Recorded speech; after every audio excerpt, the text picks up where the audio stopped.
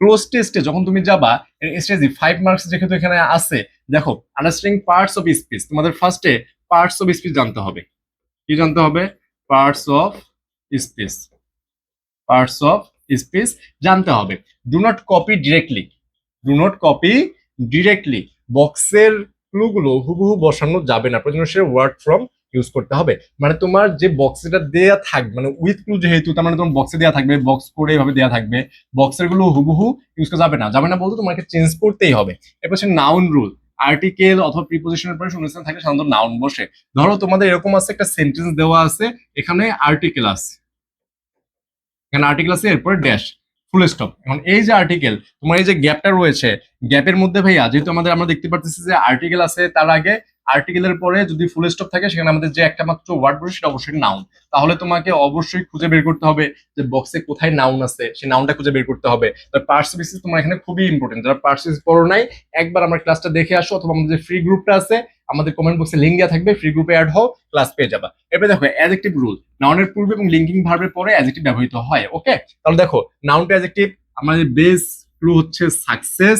এটা যখন required converted form করবা লিঙ্কিং ভার্বের সময়, তখন কি হবে? সাকসেসফুল হবে। Verb to noun educate, education.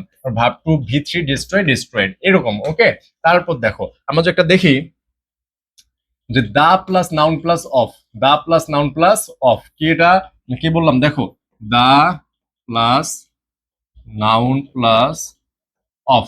ওকে, এরপর হচ্ছে মডাল প্লাস বি প্লাস ভি3, modal plus be plus ভি3।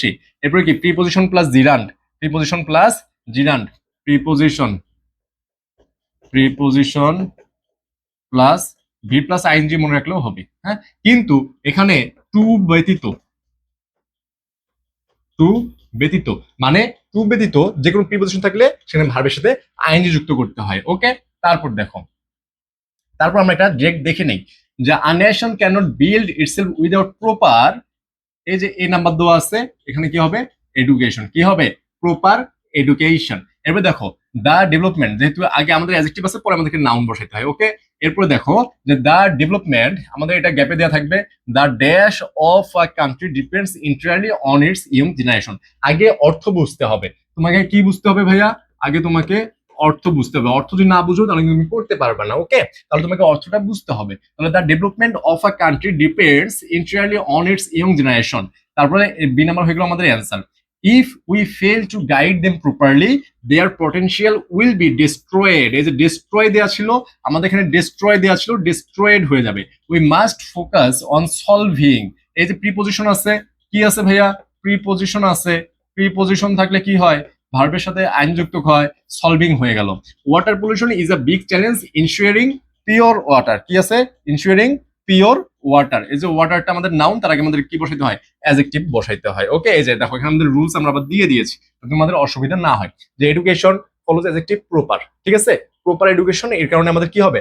Noun বসাইতে হবে। Development sits the noun, the plus noun plus of. দেখতে পারবা যে ফার্স্টে তোমাদের দা আছে, দা আছে, অফ আছে, মাঝে কি হবে? মাঝে নাউন হবে। ডেস্ট্রয়েড ভি3, সলভিং প্রিপোজিশন পরে ভার্বের সাথে আইএনজি, পিওর এটাও কি অ্যাডজেক্টিভ হিসেবে নাউনের আগে বসে। এখন দেখো যে উইদাউট ক্লু, আমরা উইথ ক্লু দেখলাম, এখন কি দেখবো? এখন দেখবো উইদাউট ক্লু। আর্টিকেল ও প্রিপোজিশন, বিগত বছর বোর্ডে দেখা যাচ্ছে প্রায় 30 থেকে 40% শুনেছেন শুধুমাত্র প্রিপোজিশন ও আর্টিকেল দিয়ে পূরণ করা সম্ভব।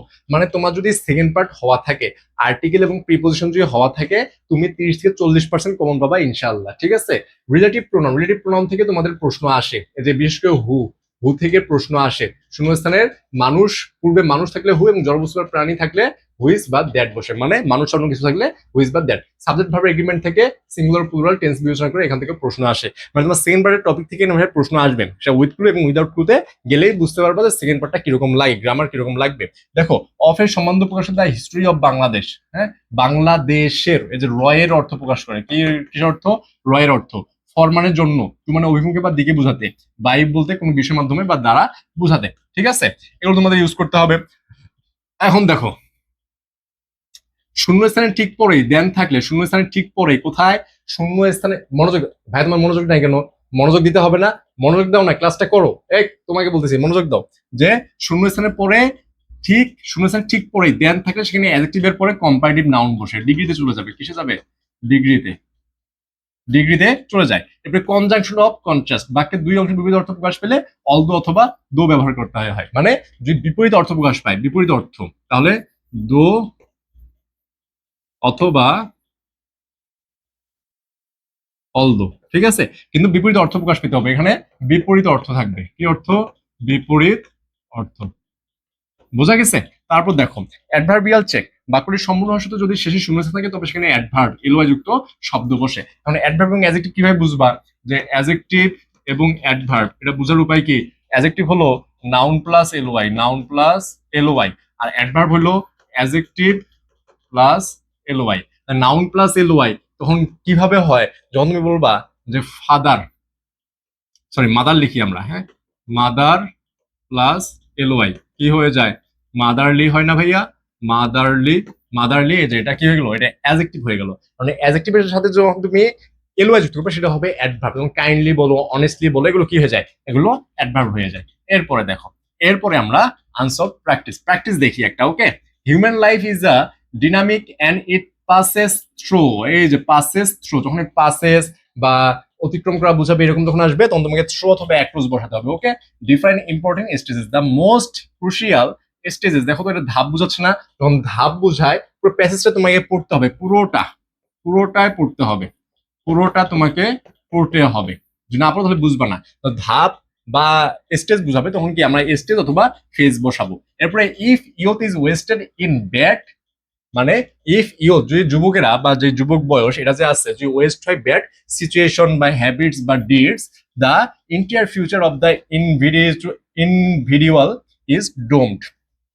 Therefore, young minds must be nurtured with positive values so that এই যে আমাদের এখানে দেখো কনজাংশন চলে আসে, they can lead the country to be a bright অথবা prosperous future। ওকে, এখানে দেখো তোমাদের রুলস এখানে দেয়া আছে ভাই, কি দেওয়া আছে?